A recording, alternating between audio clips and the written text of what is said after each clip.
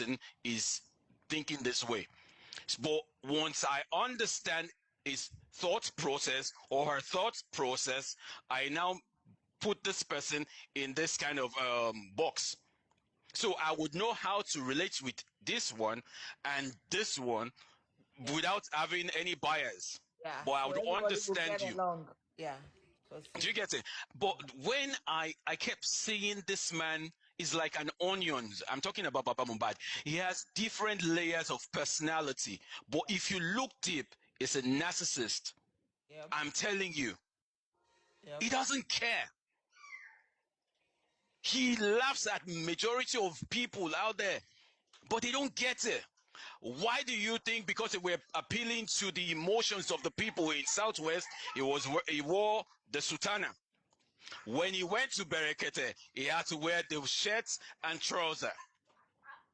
Do you get what I'm trying to say? Yeah. The identity, that's packaging. They're strategizing to appeal to the emotions of people. It's like the way we do for politicians, especially in Europe.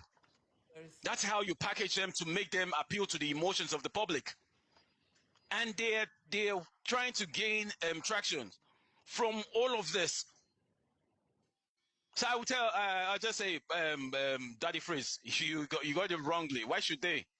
We should be educating them. We are the fourth estate of the realm. And so we should be playing our role here.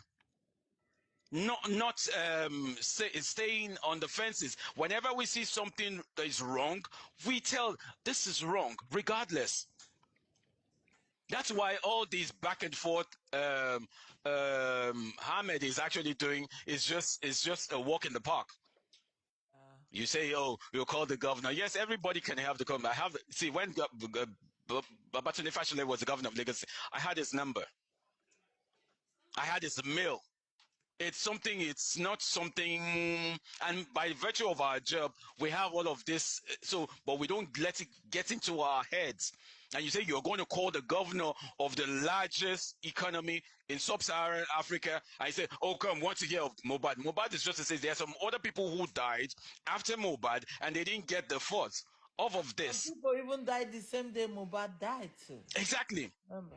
And the narrative they're selling to people in the diaspora is this, that our government doesn't care. And I make bold to say that they do care. Because I can tell you for one, there is never in the history of our country, except once, that a civilian was done, an inquest was carried out for a civilian, and it was actually Mohbad.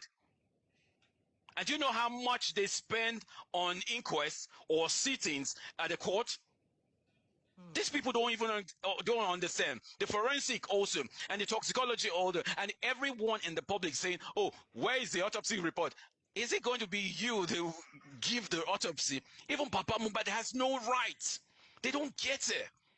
He has no right to demand for it. This man had buried this young man, his son. The evidence. It is not obvious to me. He took the authority to initiate the inquest and exhumation and carry out the autopsy and toxicology, and you were saying you were expecting. Who are you? Whenever situations such as that happens, it becomes the problem of the state and not an individual. The man he's forgetting that is a person of interest. This should constitute a panel that would subpoena this man and question him further. And all of this drama he's going all about should be... See, East Africa alone won't tolerate this trash that man is doing. We tolerate a lot in our country. And we always... It's a country that the followers, the citizen feels they have the right over the system. Too much.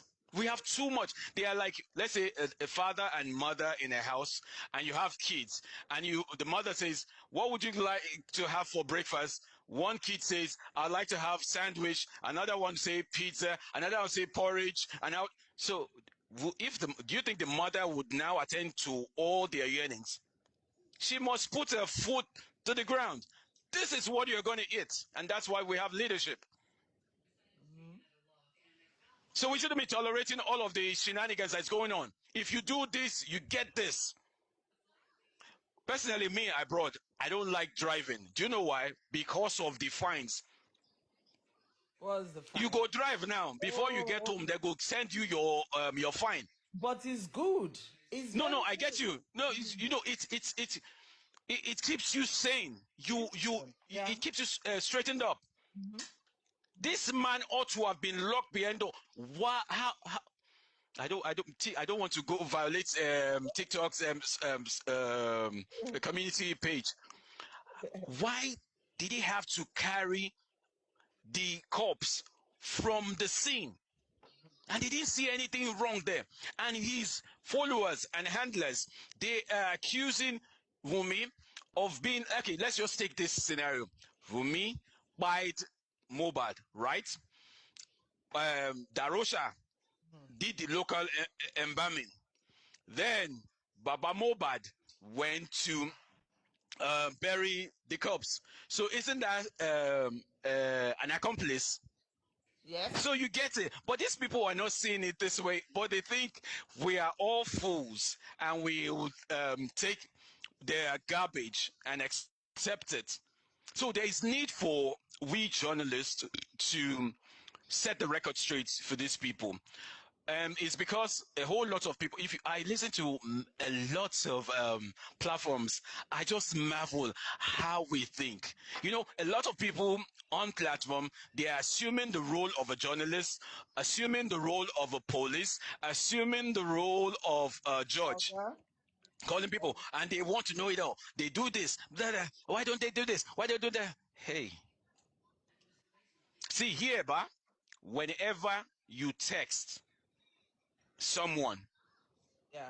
and maybe you abuse the person, you'll be fined and you are likely to go to jail.